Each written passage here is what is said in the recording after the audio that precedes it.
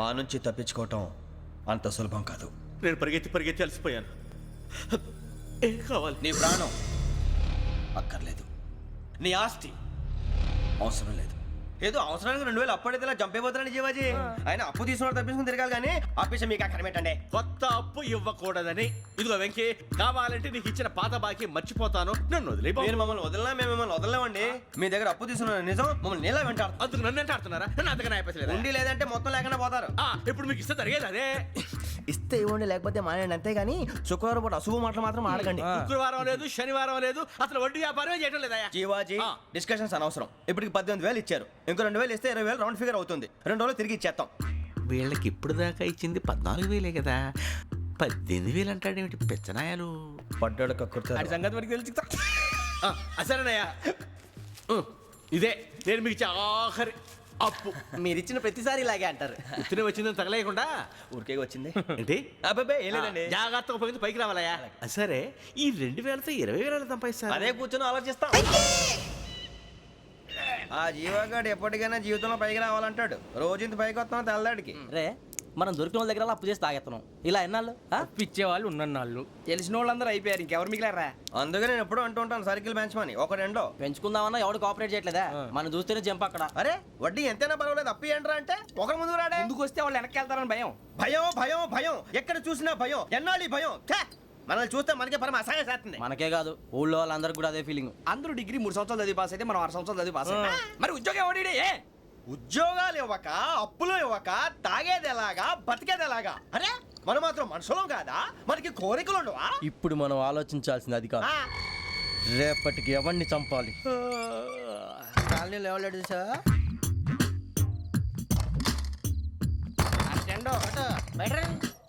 నువ్వా వెంకీ? ఏంటి వెంకీ ఈ టైంలో వచ్చా? నీతో మాడే పని ఉంది, దా చెప్తా. ఏ బాగా నిద్రొస్తుందా? సరిగానే రే, నువ్వు మమ్మల్ని చూసే తలిపేసావా? మామూలుగానే వేసాను. మామూలుగా వేసేవాడివి. మేము రావడానికి 1 నిమిషం ముందో, మేము వెళ్ళాక 1 నిమిషం తర్వాత వేయాలి కానీ బిలాల్ రాజా, నాకు నిద్ర వచ్చి పడుకుందామని తలుపేసుకున్నాను. అయినా నా ఇంటి తలుపులు నేను అడిగేసుకోవాలంటే తప్పు చేసిన కాక ఇంకా గేర్ సమాధానం చెప్తావా? మీ ఇంట్లో పెళ్లిడికి వచ్చిన ఆడపిల్లలు ఎదురున్నారు. ఇదిగో అమ్మాయిలు, మీతో ఎప్పుడైనా యథాశాలు వేసానా? విన్నారా? అడుగు తలుపులు వేసావు. అనవసరంగా గొడవ ఎందుకు? ఇక్కడి నుంచి వెళ్ళండి. గొడవ? మీ ఇంటి మీద పడి ఎప్పుడైనా గొడవ చేశానా బిని గారు? లేదు బాబు. విన్నారా? చెప్పు, మమ్మల్ని చూసి తలుపులు ఎందుకు వేసుకున్నావు? అరే మాకు అప్పించిన వాళ్ళు కూడా మమ్మల్ని చూసి ఎప్పుడు తలుపులు వేసుకోలేదు. ఏం చేయాలి?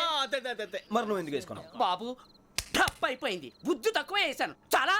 అంటే మా మోకాల మీద తలుపులు వేసామని ఒప్పేసుకుంటున్నావు? ఒప్పుకుంటున్నాను. సరే ఇప్పుడు చెప్పు, మా మొఖాల మీద తలుపులు వేసేంత తప్పు మేము ఏం చేసామరా? అయ్యో బాబు, తప్పైపోయిందని అంటున్నారు కదా, వదిలేయండి బాబు. అదే తప్పు మేము చేసి మమ్మల్ని వదిలేయమంటే మీరు వదిలేస్తారా బిని గారు? తప్పని అంటున్నారు కదా. తప్పని ఒప్పుకుంటున్నాడు కదా అయ్యా. ఇప్పుడు టైం 11 అయింది, వెళ్ళి పడుకోండి. 11 అయిందా?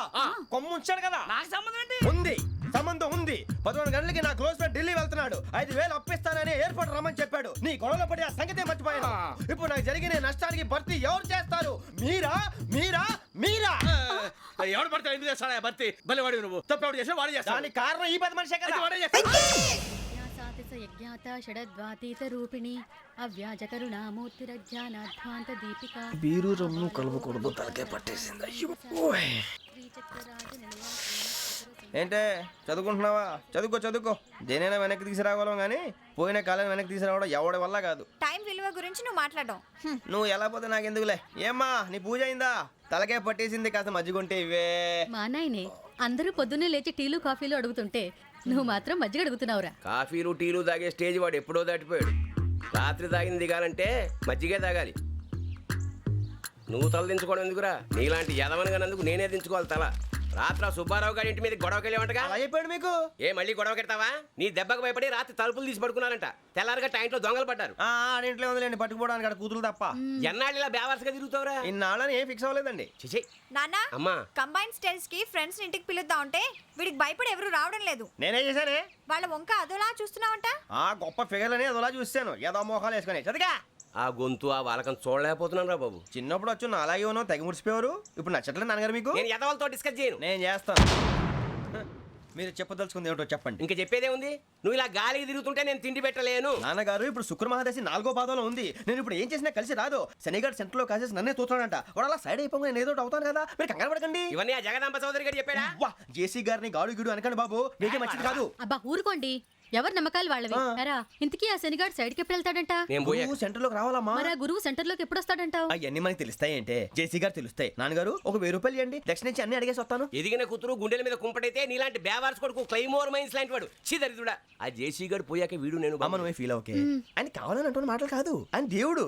కానీ ఆ శనిగాడు ఆడి కాన్సన్ట్రేషన్ అంతా నా మీదే పెట్టేశాడు. మరి ఇప్పుడు ఎలాగరా నాన్న? ఆ పని మీద డబ్బులు అడుగుతుంటే ఆయన ఇసుక్కుంటున్నాడు. పోనీ నువ్వేనా ఇవే? నా దగ్గర కూడా లేవురా.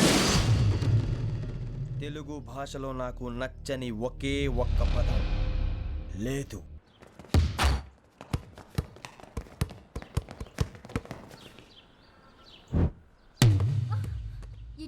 అరే సోరే బాల్ తీసుకురారా. సారీ ఏదో పరప బాలి. బాస్కెట్ బాల్ మాలాంటి ఆడాలి. మీలాంటి మాసన కొడుకులు ఆడితే ఇలాగే ఉంటుంది. ఇలాగే ఇలాగే ఇలాగే ఉంటుంది. ఏయ్, అమ్మాయిల ముందు ఫోర్స్ కొడతావా? ఆహా, అయితే నిన్ను కొడతా.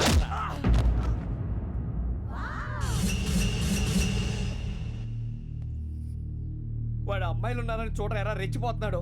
బాస్కెట్ బాల్ మీ వాడి ఆట కానీ మీలాంటి మాసోళ్ళు ఆడే ఆట కాదు అంటున్నాడు రా. రే ఇంత ముందు 2-3 సార్లు కూడా ప్రతి విషయంలో జోక్యం చేసుకుని మనల్ని కొడుతున్నాడు రా. వాడిని ఏదో ఒకటి చేయాలరా, వాడిని వదలొద్దు.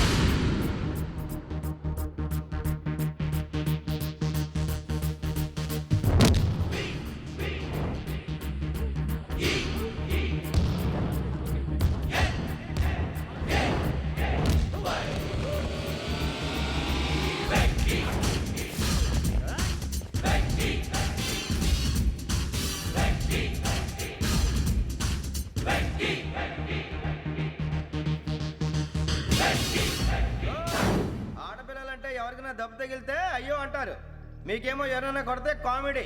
కొట్టిన వాళ్ళు మీ దృష్టిలో హీరోలు. ఇప్పుడు నేను పచ్చడి పచ్చడిని కొడేస్తాను, నేను హీరోని అయిపోతానా? అయిపోతానా? అయిపోతానా? ఏంట్రా రెచ్చిపోతున్నావు? మాకు ఛాన్స్ ఇవ్వా?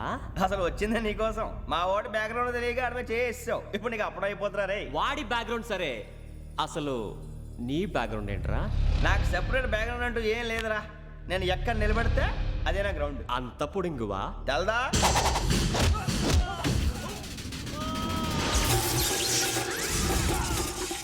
ఎవ్వా మన మామిడి కొట్టినప్పుడు వావ్ అన్నారు, ఇలాగే ఉంటుంది.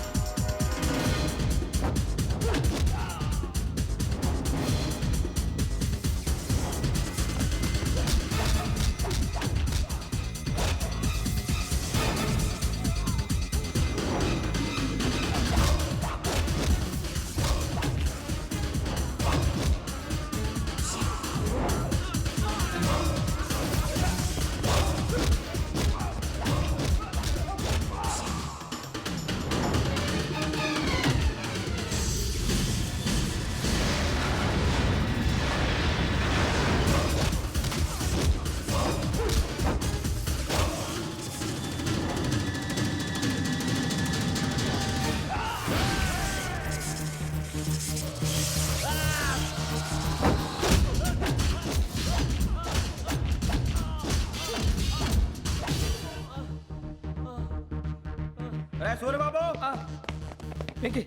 ఇందాక నేను కొట్టినప్పుడు నీకే అనిపించిందిరా? కుమ్మేయాలనిపించింది. మరి కుమ్మే. అమ్మో కుమ్ము. రేయ్, నిన్ను అమ్మాయిని ముందు గుడ్డలు పట్టుకొని కొడతాను. అలా కొడితే ఏ తగ్గుతుందిరా ఆడికి? అసలే ఎక్సైజ్ బాడీ ఏదవుది.